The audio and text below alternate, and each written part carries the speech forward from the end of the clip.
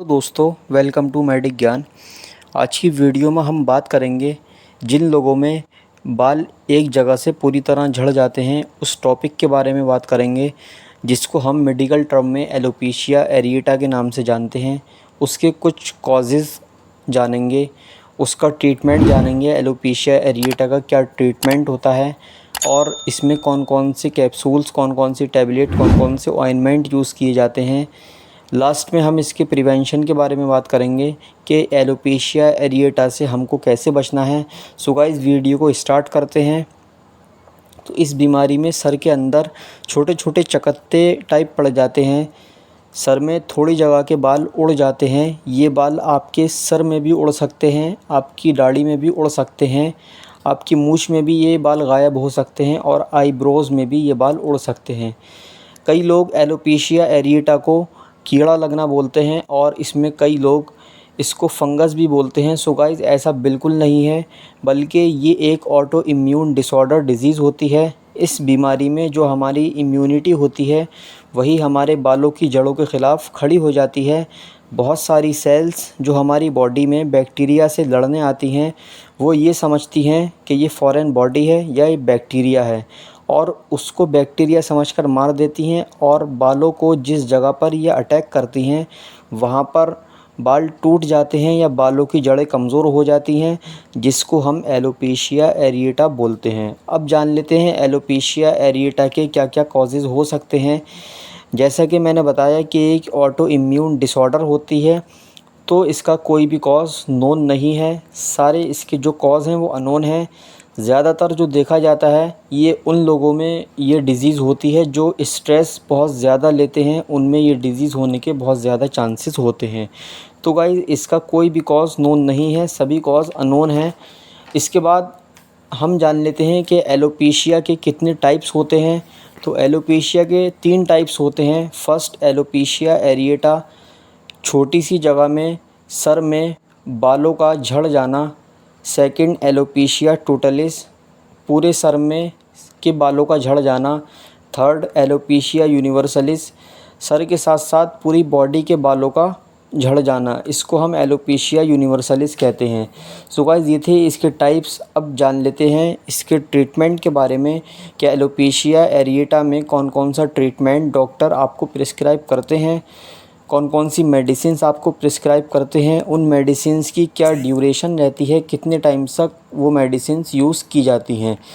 तो वो डिपेंड करती हैं आपकी कंडीशन पर, आपको कितनी सीवियर डिज़ीज़ है उस पर डिपेंड करती हैं।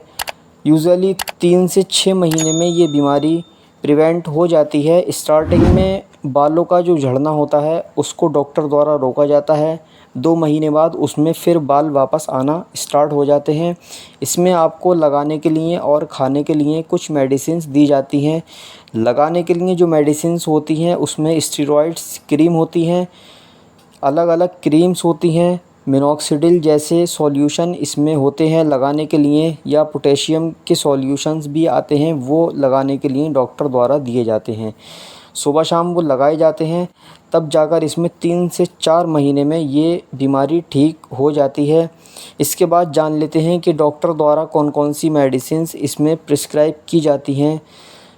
तो गाइज़, इसमें टैबलेट ग्रीसियोफल्विन 250 mg में आती है, जो कि आपकी कंडीशन पर डिपेंड रहती है।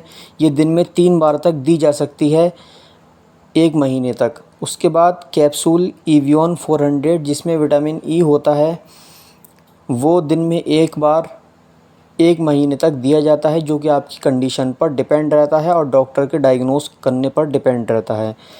ऑइंटमेंट की बात कर लेते हैं तो क्लोबेन जी ऑइंटमेंट होता है जो सुबह शाम लगाया जाता है। ये भी 3 महीने तक डॉक्टर द्वारा प्रिस्क्रिप्शन से दिया जाता है। इसके बाद भी अगर आपके बाल नहीं आते हैं, तब आपको उस पर्टिकुलर एरिया में जहाँ एलोपेशिया एरिएटा हुआ है वहाँ पर कुछ इंजेक्शंस दिए जाते हैं। उनसे भी बाल आने के चांसेस बहुत ज़्यादा बढ़ जाते हैं।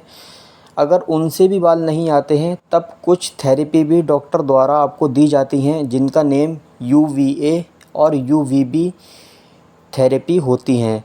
इसके साथ साथ आपकी मेडिसिन्स भी चलती हैं जिनसे आपके बाल आ जाते हैं और ये बीमारी प्रिवेंट हो जाती है। ये थेरेपी UVA और UVB हफ्ते में 2 बार की जाती है और इसके साथ साथ मेडिसिन्स भी चलाई जाती हैं। इसके अलावा आप कुछ घर में भी कर सकते हैं जिससे ये बीमारी आप में होने के चांसेस बहुत कम हो जाते हैं। सो गाइस, सबसे पहला आपको स्ट्रेस फ्री रहना है। आपको किसी भी चीज़ का स्ट्रेस नहीं लेना है, क्योंकि जब आप स्ट्रेस लेते हैं तो आपकी इम्यूनिटी डिस्टर्ब होती है, जिससे ऑटो इम्यून डिसऑर्डर होता है और ये हमारे बालों के ख़िलाफ़ खड़ी हो जाती है। सेकंड, जो लोग एग्ज़ाम्स के दिनों में स्ट्रेस लेते हैं वो बिल्कुल स्ट्रेस ना लें, क्योंकि उनमें भी एलोपेशिया एरिएटा के होने के चांसेस बहुत ज़्यादा बढ़ जाते हैं। क्रोनिक इलनेस आती है तब भी ये प्रॉब्लम बढ़ जाती है। सो गाइस, आज की वीडियो में हमने जाना एलोपेशिया एरिएटा के बारे में, उसके कॉजेज़, उसके ट्रीटमेंट, उसके प्रिवेंशन के बारे में। अगर एलोपेशिया एरिएटा से रिलेटेड आपकी कोई भी क्वेरी है तो आप मुझे कमेंट सेक्शन में पूछ सकते हैं। Thank you.